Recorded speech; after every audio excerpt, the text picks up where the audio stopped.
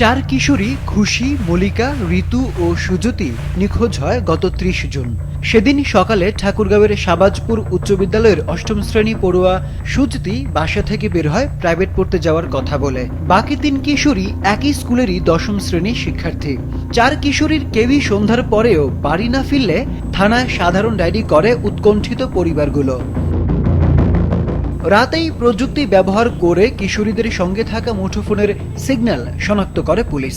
এই সূত্রে জানতে পারে ঠাকুরগাঁও ছাড়ার পরপরই ৪ কিশোরী প্রথমে রংপুরের মিঠাপুকুর, পরে গোবিন্দগঞ্জে যায়। এ সময় মুঠোফোনে ক্রমাগত একটি নির্দিষ্ট নম্বরে বারবার যোগাযোগ করতে থাকে নিখোঁজ কিশোরীরা। সেই মুঠোফোনটির অবস্থান শনাক্ত হয় ব্রাহ্মণবাড়িয়ায়। কিশোরীরা বারবার নিজেদের অবস্থান পরিবর্তন করেন।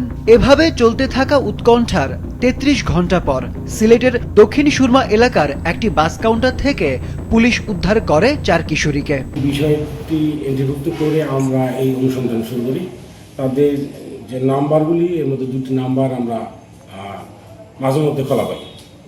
তো সেই নাম্বারের তথ্য প্রযুক্তি সহায়তায় আমরা বুঝতে পারি যে তারা প্রথমের দিকে অর্থাৎ বিকেলবেলা ছিল রংপুর মিঠাপুর, পরবর্তীতে তাদের লাইভ লোকেশন নিয়ে দেখতে পাচ্ছি যে তারা প্রতিনিয়ত লোকেশন চেঞ্জ করছে, অর্থাৎ পলাশবাড়ি, গোবিন্দগঞ্জ, সর্বশেষ বগুড়া। আমরা ধারণা করি যে এরা ঢাকার দিকে চলে যাচ্ছে। কল লিস্ট সিডিআর পর্যালোচনা করে দেখা যায় যে একটা ছেলে, যেটা ঠাকুরগাঁও এলাকায় বাড়ি হলো, সেই ছেলেটা অবস্থান করে হচ্ছে ব্রাহ্মণবাড়িয়া। তার সঙ্গে একাধিকবার তাদের ফোনের যোগাযোগ।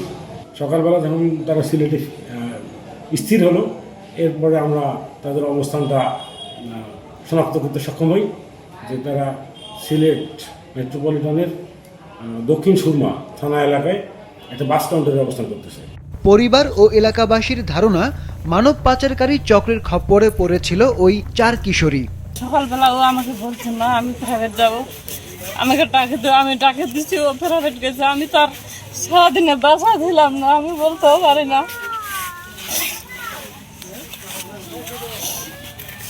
সন্ধ্যায় আসে আমি শুনি আমার মেয়েটা নাই।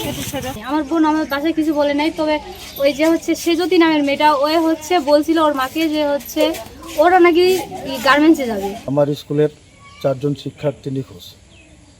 তো ওরা কোথায় ছিল, কোথায় অবস্থান করছিল, কে তাদেরকে ভুলিয়ে বেড়ে কোথায় নিয়ে গেছিল, এই সম্পর্কে কেউ বলতে পারে নাই। থানা হেফাজতে রেখে চলছে কিশোরীদের জিজ্ঞাসাবাদ।